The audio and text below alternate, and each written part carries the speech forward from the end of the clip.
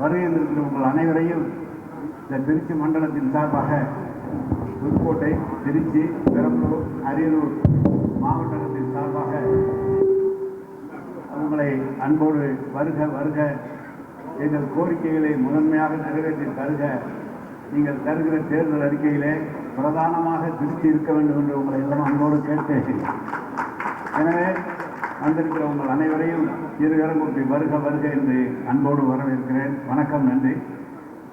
இங்கே நம்முடைய குழுவினுடைய தலைவர் அவர்களுடைய நேற்று மகளிர் மாநாட்டையும் மிகச் சிறப்பாக ஏற்பாடு செய்து அதை வெற்றிகரமாக நடத்தி தந்திருக்கக்கூடிய நம்முடைய இயக்கத்தின் முதன்மை செயலாளர் அமைச்சர் மரியாதைக்குரிய KN நேரு அவர்களே, அந்த நிகழ்ச்சியிலே கலந்து கொண்டிருக்கக்கூடிய கழக அமைச்சர் இங்கே பேசும் பொழுது தேர்தல் அறிக்கையிலே பிரதானமாக திருச்சி வர வேண்டும் என்றார். அவர் எங்கிருக்கிறாரோ அந்த இடம்தான் எப்பொழுதுமே பிரதானமாக இருக்கும். அதனால் இதுக்கு மேலே திருச்சி செய்யறதுக்கு என்ன இருக்குன்னு எனக்கு தெரியல. அலுவலகத்தில் தான் பால் முடிக்கணும்னு சொல்லுவாங்க. நீங்கள் எங்களுக்கு வேளாண் பல்கலைக்கழகம் வேண்டும் திருச்சியில், எங்களுக்கு பல் மருத்துவக் கல்லூரியும் சித்தா மருத்துவக் கல்லூரியும் வேண்டும்.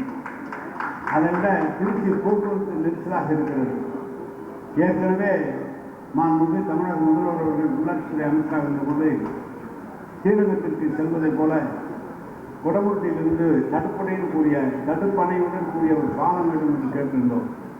அது இப்போது சுற்றுச்சாலையாக திருச்சியை சுற்றி சமயபுரம் வந்து கிழக்கு திருவரம்பூர் வந்து இங்கு நம்முடைய திருச்சியை சுற்றி அள்ளித்துறை வரை சென்று ஒரு பெரிய வட்டமாக திருச்சியை சுற்றுச்சாலை அமைத்தால் அது மிகவும் போக்குவரத்துக்கு இடைஞ்சலாமல் இருக்கும் என்பதற்காக அதையும் கேட்டிருக்கிறோம். திருச்சியில் அனைத்து சட்டமன்ற தொகுதியிலும் அரசு கலைக்கல்லூரியில் இருக்கிறது. திருச்சி கிழக்கு தொகுதியில் மட்டும் இந்த சட்டமன்ற தொகுதி மணச்செல்வர் தொகுதியில் மட்டும் 2 தொகுதியிலே கலைக்கல்லூரியில் இல்லை. அந்த கலைக்கல்லூரி வேண்டும் என்று கேட்டிருக்கிறோம். எனவே பெருமனது பண்ணி நீங்கள்லாம் இந்த தேர்தல் அறிக்கையிலே கொண்டு வந்தீங்கன்னா, நாங்கள் போன தடவை வரும்போது ஏமாந்துட்டேன் இல்லாமல், அதனால தான் வந்துட்டேன் இந்த தடவை. நீங்கள் நான் சொல்லிட்டு இன்னும் அமைச்சர் இருக்கார், இன்னும் அவர் என்ன வச்சிருக்காருன்னு தெரியல, அவர் எழுதி கொடுப்பாரு. எனவே நாங்கள் கேட்பதை நீங்கள் அவசியம் செய்து தர வேண்டும். அதுக்கு உறுதுணையாக இருக்க வேண்டும். நாங்கள் எழுதி தான் கொடுக்க போகிறோம். செய்கிற இடத்துல நீங்கள் தானே இருப்பீங்க.